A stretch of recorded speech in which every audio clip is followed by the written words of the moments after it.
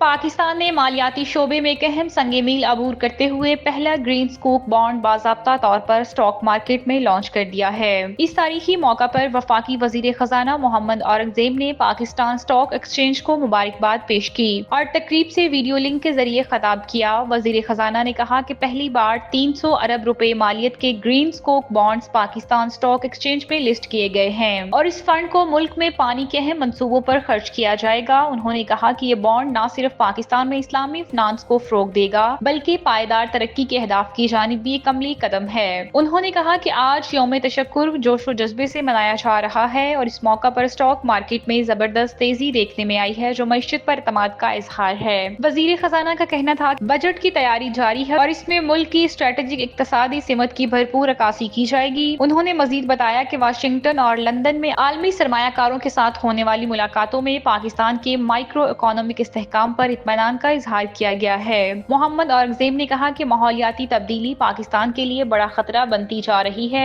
और इस तनाजुर में फाइनेंसिंग के मुतबादिल ज़राए पर काम तेज किया जा रहा है। उन्होंने जोर दिया कि पाकिस्तान को मॉडल के तौर पर मलेशिया की हिकमत अमली अपनाना होगी ताकि मुस्तकिम और पायदार तरक्की का रास्ता इख्तियार किया जा सके। ये ग्रीन स्कूप बॉन्ड पाकिस्तान में माहौलियाती फाइनेंसिंग और इस्लामी बैंककारी के इम्तजाज का पहला बड़ा तजुर्बा है जिससे सरमायाकारी के नए दरवाजे खुलने की उम्मीद की जा रही है।